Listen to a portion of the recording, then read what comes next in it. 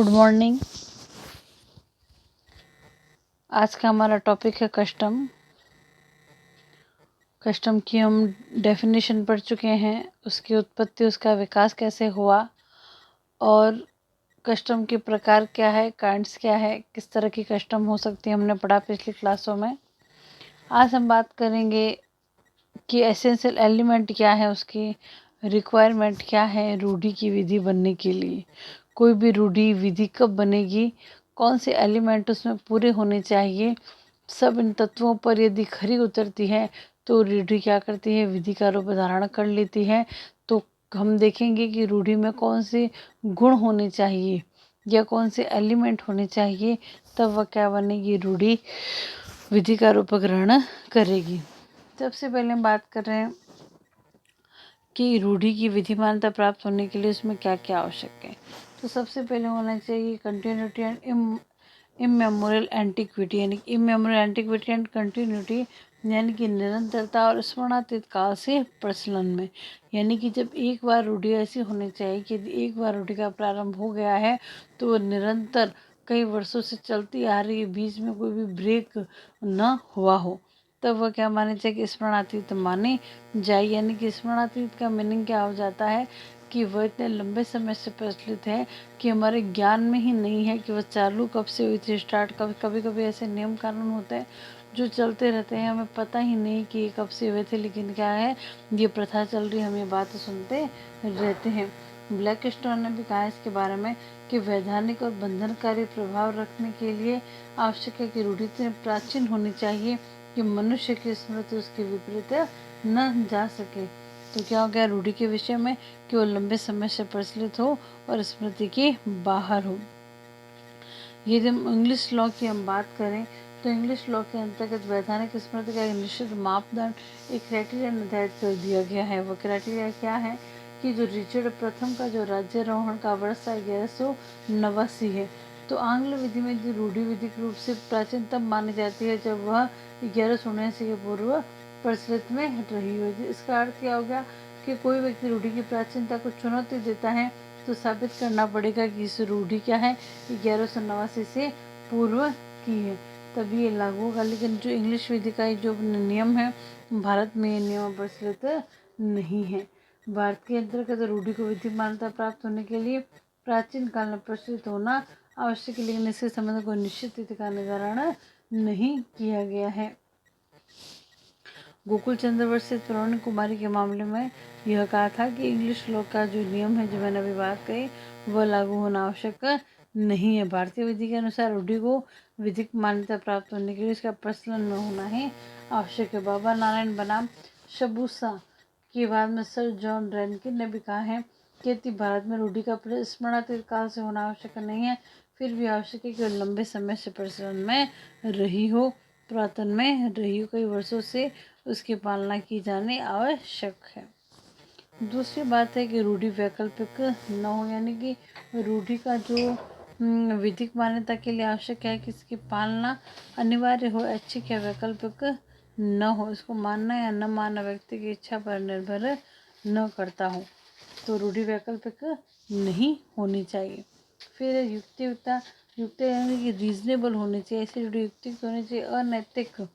अनैतिकता या लोक नीति के विरुद्ध नहीं होनी चाहिए, क्योंकि किसी भी प्रत्येक रूढ़ी को अथॉरिटी एब्सोल्यूट तब तक नहीं होगी जब तक वो न्याय अनुकूल या जन उपयोगी होने पर ही उसको प्राधिकारिक माना जाएगा।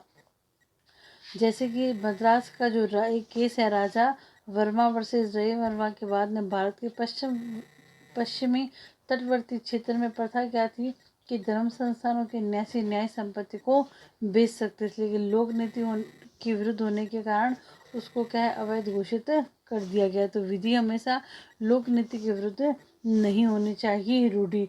इसी प्रकार ब्राइट बनाम फ्रूट के बाद में गिरजाघर के पादरी द्वारा प्रत्येक विवाह संपन्न कराने के लिए फीस के रूप में 13 शिलिंग लिए जाने की रूढ़ी को अयुक्तियुक्त माना गया, क्योंकि राशि बहुत अधिक थी। यानी कि जो प्रथा तो निरंतर चलती आ रही थी, लेकिन लोक नीति के विरुद्ध होने के कारण उसको वैलिड नहीं किया गया। मोहम्मद हनीफ कुरैशी वर्सेस बिहार राज्य के बाद में भी सुप्रीम कोर्ट ने निश्चित किया कि मुस्लिम धर्म में गाय की जो गाय के बलिदान को रूढ़ि को युक्त नहीं माना, क्योंकि इससे हिंदू धर्मावलंबी की धार्मिक भावनाओं को ठेस पहुंचती थी। तो विधि क्या होनी चाहिए? हमेशा वैलिड होनी चाहिए। वैसे दक्षिण भारत में रेडियल परिवार ने प्रचलित प्रथा कि कोई भी व्यक्ति अपने धोती से विवाह कर सकता था, तो लोक नीति विरुद्ध होने के कारण उसको भी शून्य माना गया था। फिर बात आ रही है वैध संविधियों की अनुरूपता, यानी कि कंसिस्टेंसी विद स्टेट्यू लॉ। कैसी रूढ़ि जो संसद द्वारा निर्मित जो भी विधि है उसके अनुरूप होनी चाहिए।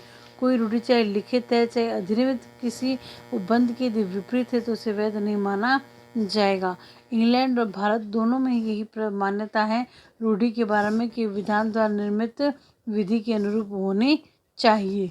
जैसे कि सूर्यनारायण चौधरी वैसे राजस्थान राज्य के बाद में हाईकोर्ट ने विनिश्चित किया कि उदयपुर के पास श्रीनाथ मंदिर में यह प्रथा प्रचलित थी कि मंदिर में प्रवेश करने के पूर्व जो हरिजन होते थे उनको गंगा जल और तुलसी पत्ते शुद्धिकरण किया जाता था, जो समता और मानवाधिकार के विरुद्ध होने के कारण अविधि मान्य था। तो ऐसी रूढ़ि को अवैधानिक घोषित कर दिया गया। तो विधि वैध संविधि के अनुरूप होनी चाहिए। फिर है शांतिपूर्ण उपभोग कि रूढ़ि का शांतिपूर्ण उपभोग होना चाहिए। कोई रूढ़ि किसी न्यायालय में या लंबे समय से विवादग्रस्त रही है तो उसकी अवधारणा समाप्त हो जाती है कि सहमति द्वारा उत्पन्न हुई है, तो ऐसी रूढ़ि अनडिस्प्यूटेड होनी चाहिए। फिर आ रही है सुसंगति रेलेवेंसी, किसी रूढ़ि को किसी अन्य स्थापित रूढ़ि के विरोध में नहीं होना चाहिए, वो रेलेवेंट होनी चाहिए। फिर 7 नंबर आ रहा है कि रूढ़ियों का उपयोग अधिकार के रूप में किया जाना चाहिए। यदि कोई व्यवहार लुक छुप कर या चोरी से किया जाता है तो वो रूढ़ि नहीं बन सकता है।